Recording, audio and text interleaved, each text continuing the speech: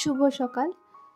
আমার সকল শীতের শিশিরে ভেজা একটা স্নিগ্ধ সকালে আমার সকল বন্ধুদেরকে আরও একবার আমার পরিবারে ওয়েলকাম জানিয়ে ব্লগটা শুরু করলাম।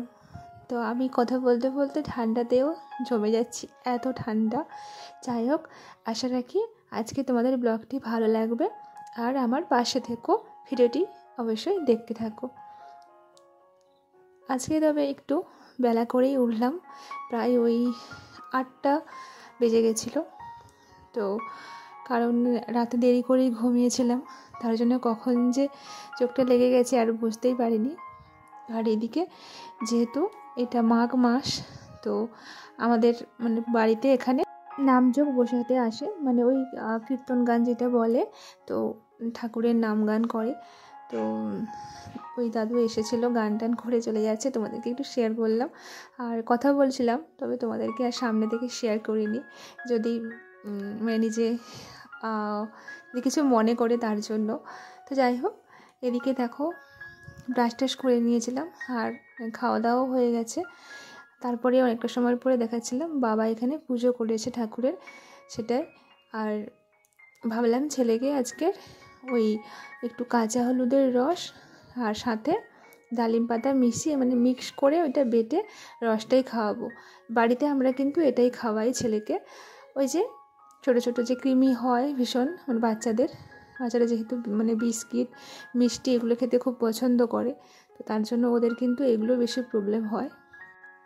আর তার জন্য আমরা সেই ছোটোবেলা থেকে ওই 3-4 মাস বা 6 মাসের পর থেকে কিন্তু ওকে এইভাবে এই যে প্রাকৃতিকভাবে যে পাতার রস বা ওই কাঁচা হলুদ এগুলোই কিন্তু আমরা ওকে খাইয়ে এসছি, এখনও এগুলোই খাওয়াই।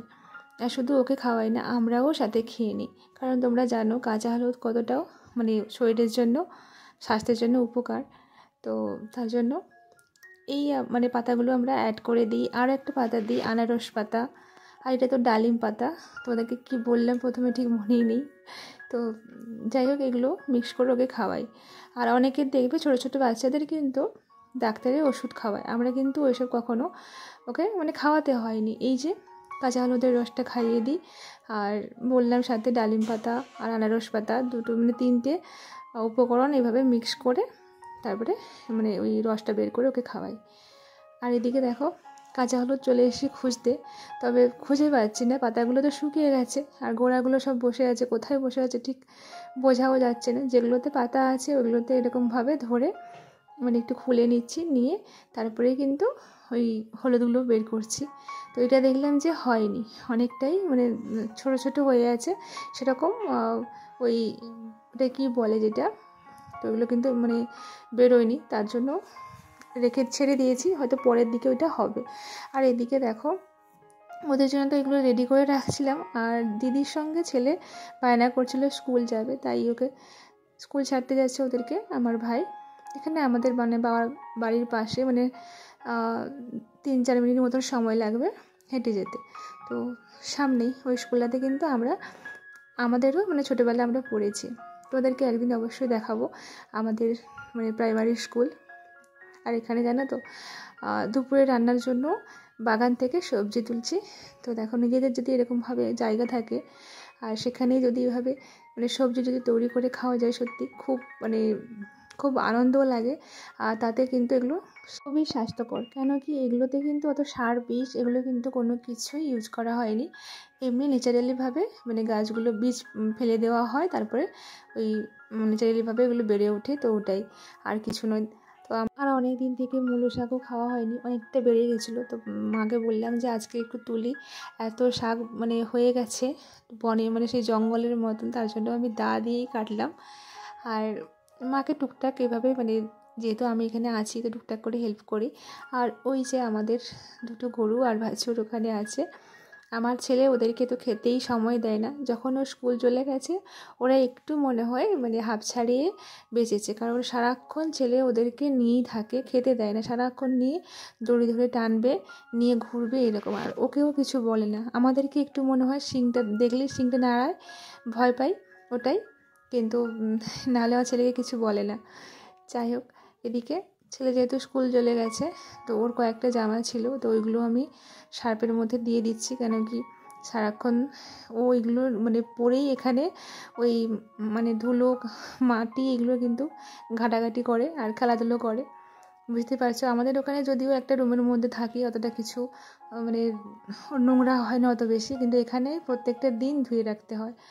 আর যেহেতু ওই যে বললাম ছেলেকে মানে কাঁচা হলুদের রস খাওয়াবো, তার জন্য এগুলো শিলেই বেটে নেব, তার জন্য শিলটা ভালো করে ধুয়ে নিচ্ছি। হ্যাঁ, মিক্সি আছে, মিক্সিতে এরকমভাবে করা যায়, কিন্তু আমার শিলেই এগুলো মনে হয় বাটতে একটু ভালো লাগে।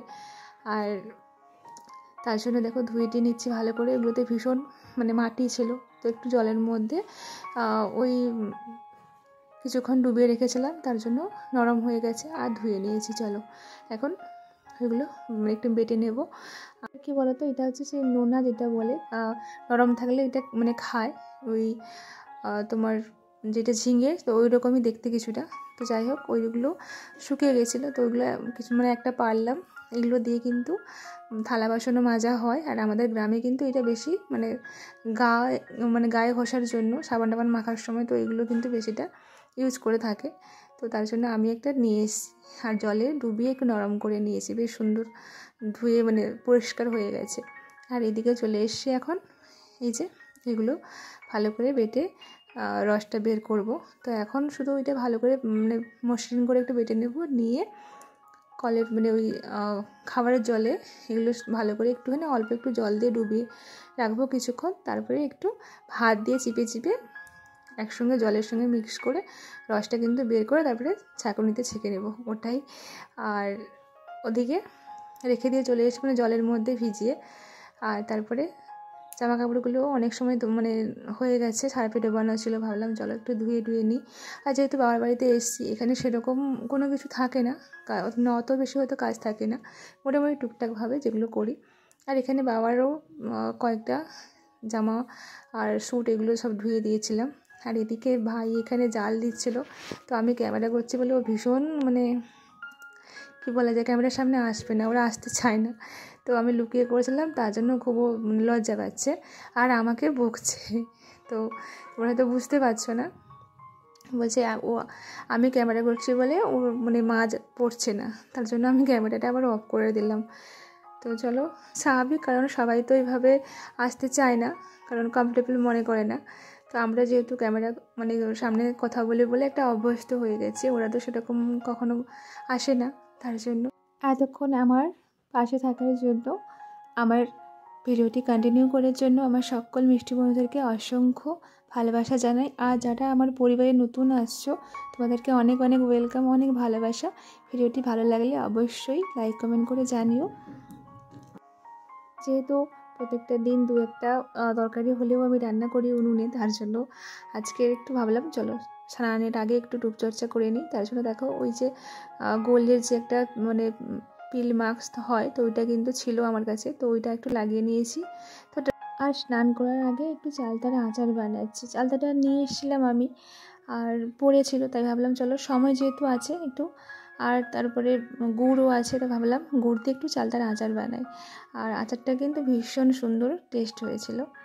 যাই হোক, আমাদের গ্রামে কি প্রতিটা সংসারে মানে গৃহিণীরা ওই ভোর থেকেই কিন্তু সংসারের কাজকর্ম শুরু হয়ে যায়। তাদের কিন্তু কখনো শরীর অসুস্থ বা অন্য কিছু হয়তো হলেও বোঝা যায় না, কারণ তারা যতই যাই হোক না কেন ওই টাইমের মধ্যেই কিন্তু সংসারের কাজকর্ম প্রত্যেকটা দিন ভোর থেকে কিন্তু শুরু করে দেয়।